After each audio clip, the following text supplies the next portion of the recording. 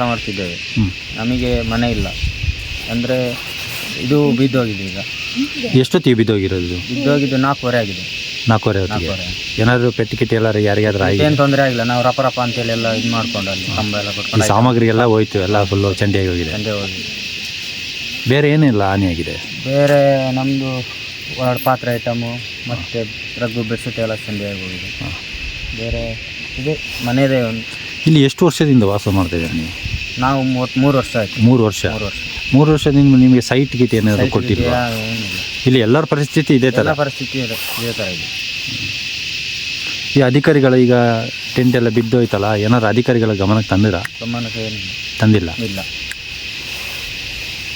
ನಿಮ್ಮ ಹೆಸರು? ಶಿವ ಅಂತೇಳಿ.